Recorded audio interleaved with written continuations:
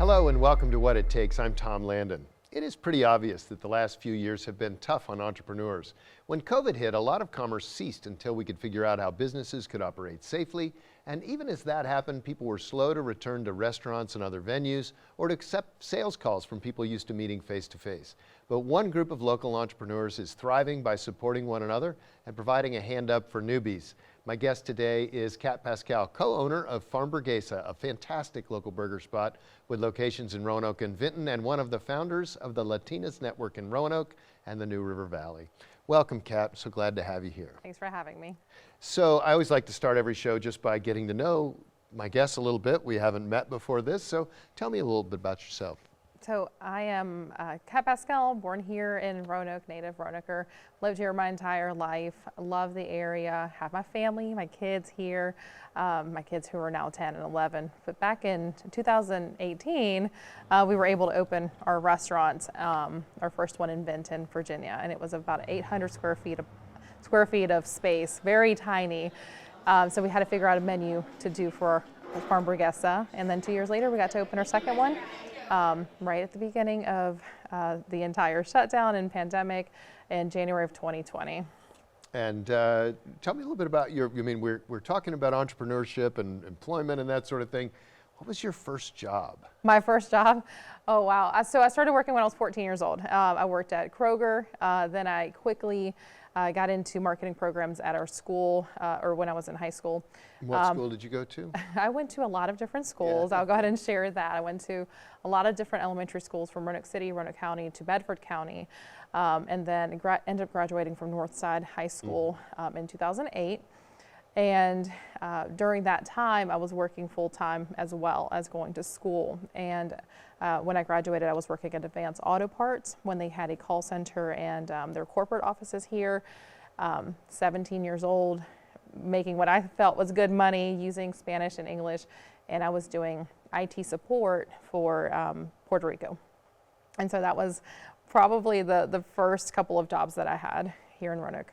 And what led you to the restaurant business, which is notoriously tough? I mean, you've already survived much longer than many restaurants do when they open. Thank you. It's so yes, it's very tough. It's very wild. It's pandemic hit and it kind of threw everybody another curveball, right? Something that we almost didn't anticipate. And I'd say from a young age, I was very exposed to entrepreneurship. My father has done everything under the book. So if you needed a handyman, if you needed a food truck, if you needed somewhere to do your laundry, he would figure it out and do those type of things. So he was very much in the entrepreneurial world. So my exposure came very young.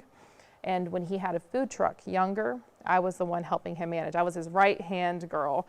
And so it was just my dad and I going to, and my brothers did help, but a lot of the operational pieces I would help with. Come to 2010, I meet my husband. He is very entrepreneurial. He is from Cali, Colombia, and he used to sell hamburgers out of his backpacks. And so his mind, my mind getting together, we wanted to always open a commercial or a restaurant. So we had that little blueprint in our back pocket, but we were going to be parents very young or early into our relationship. And so we had to find a third income. And when we were finding a third income, we thought we should go into commercial cleaning. It was very low overhead, high profits, and that is ultimately what we were able to do from going full-time work into entrepreneurial world and small business ownership. And I think I've talked to many entrepreneurs, and I think there is that common thread of, from an early age, it didn't really matter what they were doing. They liked being independent. But the number of skills you have to run a business is really pretty astounding. I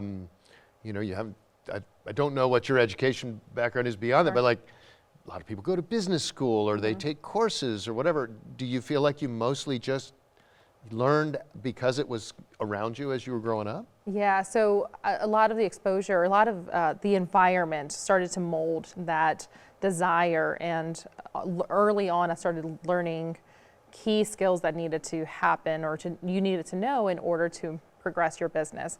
Now, all of that through experience and through hands-on experience. However, I worked in Wells Fargo. I was a bank manager for Wells Fargo.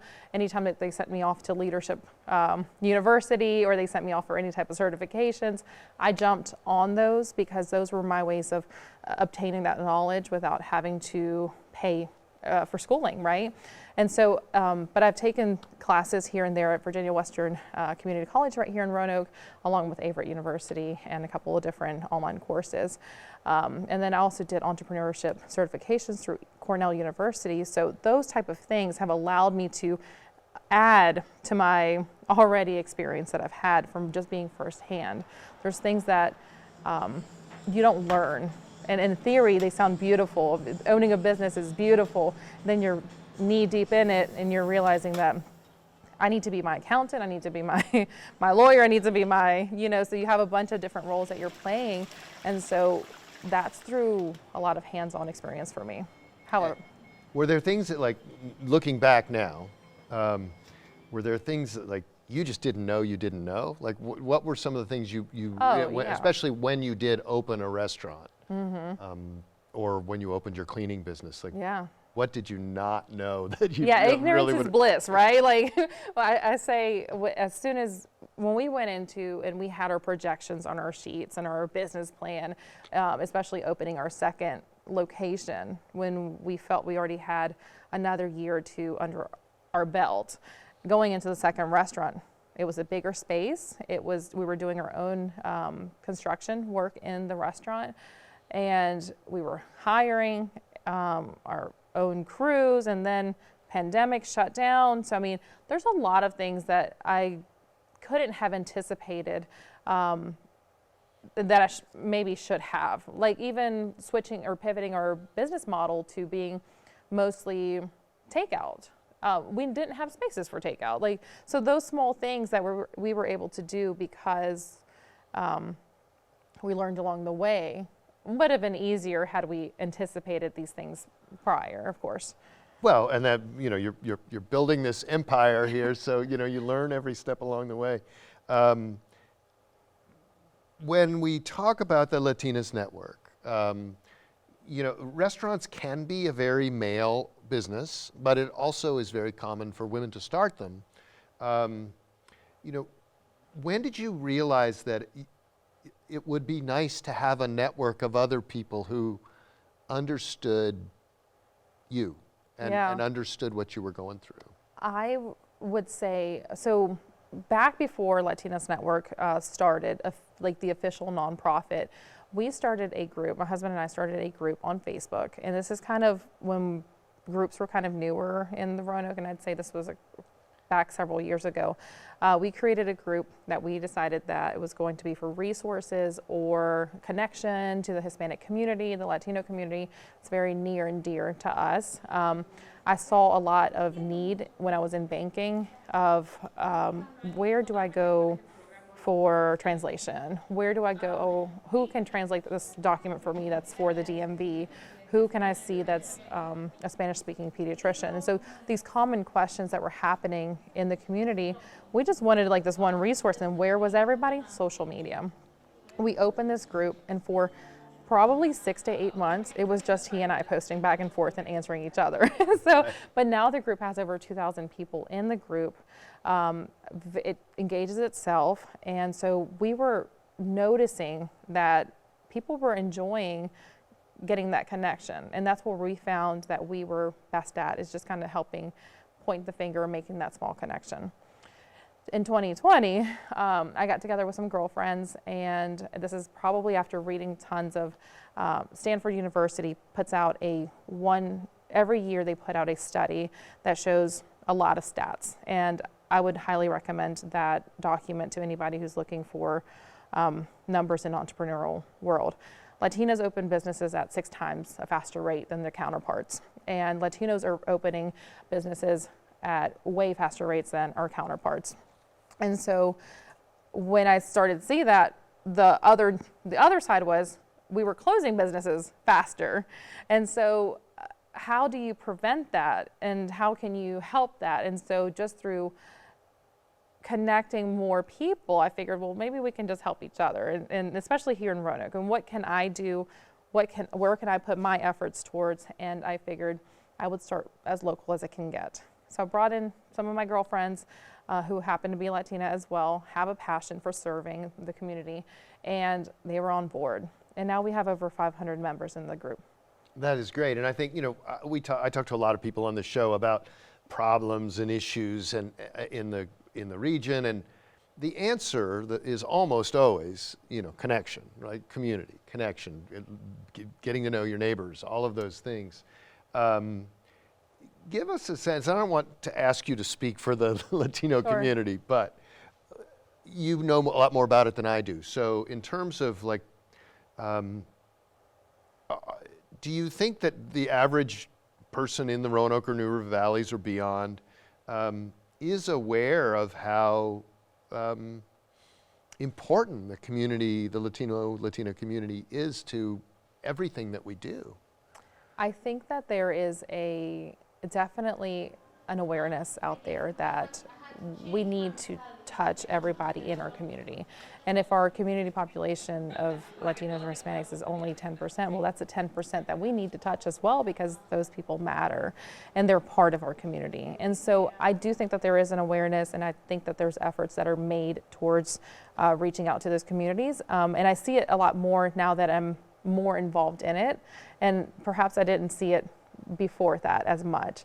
Now that I'm a little more, I guess, neck deep in it or knee deep in it, then I'm able to see that there was a lot of efforts out there of wanting to connect the community, the Hispanic community, Latino community, to many more resources that are out there.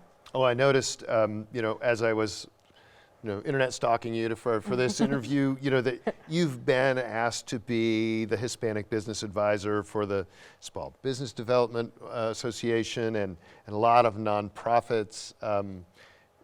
Do you find that, the Roanoke and greater community is trying to find ways to, tap into your community and to understand it better? I would say that part of when I started with the thought, and I think many of the people that I mentioned that were at the table with me started to think of the same things, that we happen to see the same individuals sometimes at the same table every single time. And so I was going to a lot of different board meetings or a lot of different events, and sometimes being one of 3 Latinas that would show up. And so by creating a network, we were able to create or allow maybe other organizations to tap into this organization and find that there's many more of us, and there's not one of us does everything. We can't possibly do everything, right? And so I think that there is now a more conscious effort of bringing different individuals and seeing that there's a lot of subcategories when it comes to like Latino and Hispanic, because it's such a broad term. Right. And so, I mean, our population in Roanoke, we have a very large population of Central American individuals who, and how to use the term Latino and Hispanic. And so these things are important. And so those things, I think, are now more, maybe more in my face right now. And so I do see that there are efforts, and I appreciate those efforts, and I know that the community appreciates those efforts. Well, I think as we transition to Roanoke is a more multicultural place than it used to be. Mm-hmm. And, I appreciate that we're trying to embrace that. But again, I worry about putting too much pressure on a few people or representative of a community or one part of a community to speak for everybody. So let's talk about the Latinas Network. You talked about that larger Facebook group. And as you started with your girlfriends and others to talk about this, what did you see as the big need, and how is the Latinas Network sort of trying to fill that need for community in the community? We started to see, so we started with what we called Lunch with Leaders, and we did a once a month get together during lunch hours so that we could get together, learn from one individual who was an expert in whatever area it was. So we've had nonprofits speak, we've had city officials speak. At the beginning we had sharing about the vaccine, sharing about COVID, and sharing about health, any type of health questions. And so every month we had somebody come to this workshop, and these meetings were getting bigger and bigger and bigger. And the nice thing was, Where did you hold your first one? And our very first one was in the town of Vinton, Vinton War Memorial. That's where Vinton is where my restaurant is, and they were open to having the idea. They let us have it at no cost because they knew of the need and the excitement around having this. And so the very first meeting, we were kind of at capacity. Then we had to go down because of restrictions, but then we started holding online Zoom sessions. But every time there was a lot of interest. There was a lot of interest. There was a lot of people saying, what can I do? How can I support? And so those transitioned. Well, as we were in those meetings, people would say, well, here's what I think we all need, or here's what I think that I have noticed that many people have asked in our organization, what you guys can provide to the community. And those are things that maybe we hadn't seen because we weren't in that field. So we started adding different things. We started adding leading Latinas club, and that was at a school, and we were able to mentor a youth. And so it was a class of like 20 Latino girls where we could mentor them, whether it was homework help or it was related to sports, or they just had personal questions and somebody else they wanted to rely on and ask questions to. And so that's how it's kind of evolved, and it was all through community input.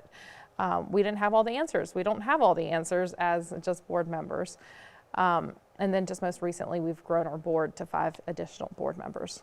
And I know it's, Roanoke and the New River Valley. Was that the initial plan, or did you have people joining you from the New River Valley at the start and saying, we want to be included in this? We had one particular board member that was in the New River Valley, and she had a connection in the NRV. She had a business out there, and that's actually where we were able to help and host their first grand opening or their ribbon cutting. And so that was a moment and a milestone for that business because it also brought press to them. It also brought different types of community leaders that we weren't familiar with here in Roanoke to their business and able to get them those type of resources that they needed. So currently we have people that travel in from Lynchburg or Charlottesville or even Christiansburg and Blacksburg. So just to have those meetings to get together and be a part of a community. Well, you've really started something, haven't you? So as people come, Charlottesville or other parts of the state, do you, and you're running a business, right? I know you're not in charge of this whole thing, you've got a board, but where do you see this what started as a very kind of hyper-local network of women going? So this will be our second year, and so what we're hoping to do is continue to hyper-focus in the Roanoke area, to continue to grow and find those individuals that continue to want to serve the community, and to continue serving our youth, because that was an added kind of chapter to what we originally thought. Some of the board members are not business owners like myself. Some of them are project managers, some of them are lawyers, some of them are, they're in different fields, but they have a platform and a network that they need to serve as well. And so having our network allows us to kind of be able to focus on those platforms as well. And so I think for the next 3 years, we'll focus here, hyper-locally here in Roanoke, make sure that we have a really sustainable and structured nonprofit and continue to grow from there. And it's a great example of how that technology of COVID, in some ways, reduced the barrier.